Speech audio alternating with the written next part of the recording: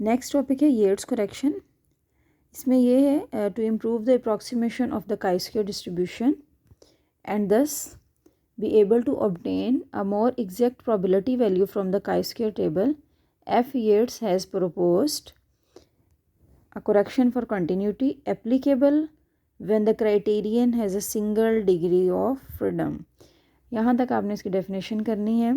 इसमें ये है कि जब सिंगल डिग्रीज ऑफ फ्रीडम होती है, सिंगल डिग्रीज ऑफ फ्रीडम कब होगी? Degrees of freedom chi square में r-1 c-1 है। जब रोज़ भी 2 होंगी, कॉलम्स भी 2 होंगे, तो 2-1 1 डिग्रीज ऑफ फ्रीडम रह जाएगी। तो जब ऐसी सूरत हो कि 2x2 का टेबल हो और अगर 2x2 का ना भी हो, डिग्रीज ऑफ फ्रीडम जो है वो किसी वजह से 1 बन जाती है, तो फिर आपने येट्स करेक्शन लगानी है। ज़्यादा अच्छे रिजल्ट्स लेने के लिए एफ येट्स ने जो है वो काई स्क्वायर को एडजस्टेड काई स्क्वायर का मैयर एक दिया है, जिसमें आप क्या करते हैं, उसके बाद आपने ये फार्मूला करना है। इसमें क्या करते हैं आप कि जो ओ आई माइनस ये आप करते हैं, ओ I J minus C A J observe minus expected जब आपने करना है, तो ये इसका मॉडुलस है। इस मॉड का मतलब ये है कि आपने इसकी एब्सलूट वैल्यू लेनी है। एब्सलूट वैल्यू का मतलब क्या होता है कि अगर ओ में से ई का डिफरेंस ले के नेगेटिव वैल्यू भी आती है तो आपने उसको पॉजिटिव कंसिडर करना है। सपोज़ यहाँ आया था -5, तो आपने उसको 5 ही कंसिडर करना है। 5 में से आपने 0.5 को माइनस करना है, देन फिर आप जो वैल्यू आती है उसका स्क्वायर लेके फिर आपने उसको ई पे डिवाइड करना है। इसको बोलते हैं एडजस्टेड काई स्क्वायर। ये कब लगाना है? जब डिग्री ऑफ फ्रीडम जो है वो सिंगल होगी, 1 डिग्री ऑफ फ्रीडम होगी, तब आपने एडजस्टेड काई स्क्वायर लगाना है। इसकी एक एग्जांपल देख लें।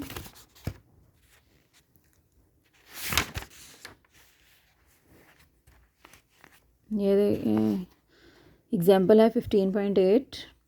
Random sample of 30 adults is classified according to sex and the number of hours they watch television during a week.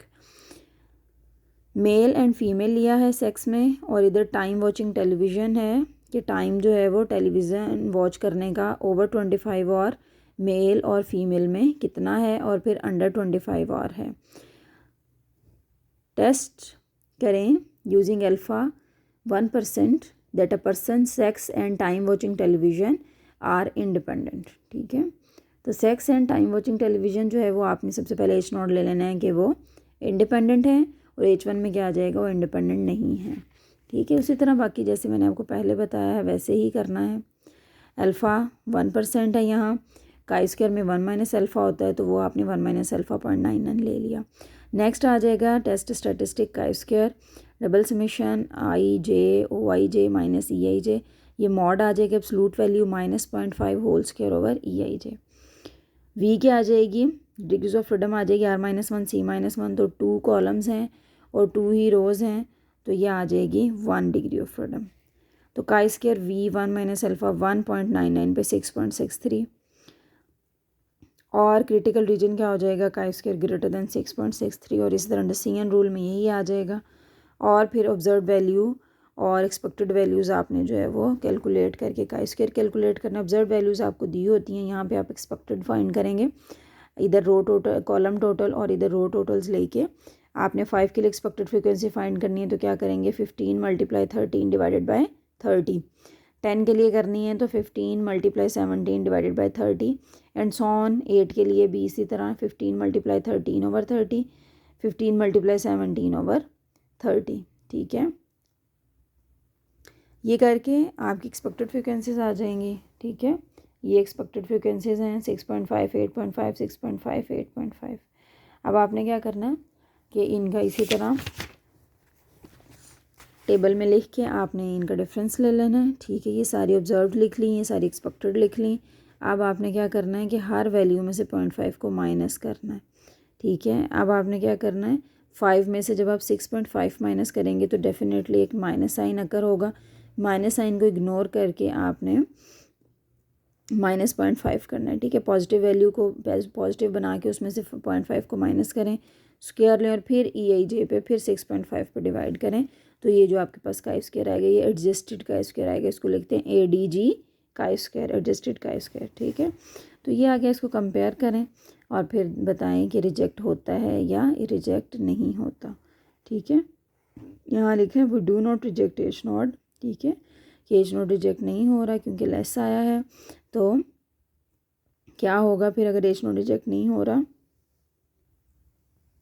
कि टेलीविज़न वॉच करने का जो टाइम है और जो सेक्स है वो इंडिपेंडेंट है, ठीक है, इसका मतलब ये होगा। नेक्स्ट एक्सरसाइज है, इसमें जितने भी क्वेश्चन हैं वो सारे जो है वो जिस टाइप के क्वेश्चन हैं हम हर एक एग्जांपल कर चुके हैं।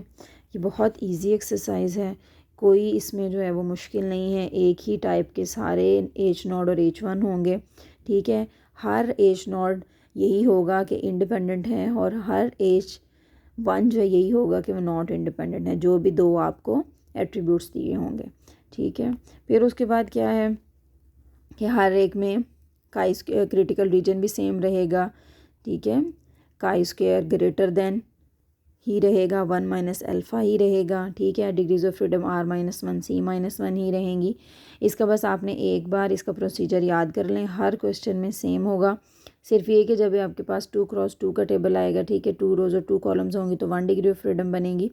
तो यहाँ पर थोड़ा सा डिफरेंस होगा कि आपने ये वाला फार्मूला जो है अभी हमने जो येट्स करेक्शन वाला पढ़ा ये लगाएंगे, बाकी सब में सेम फार्मूला जो हमने पहले पढ़ा था वो लगेगा, ठीक है। ये बहुत इजी एक्सरसाइज है, इसको आप कर लें और जिस बात की समझ नहीं आती फिर मुझे बताएं। इसके जो है 6 क्वेश्चंस हैं, ठीक है। ये जो दोनों एक्सरसाइजेज हैं, एक ये वाली एक्सरसाइज होगी, एक हम जो है वो नेक्स्ट जो टॉपिक पढ़ेंगे उसकी एक्सरसाइज होगी।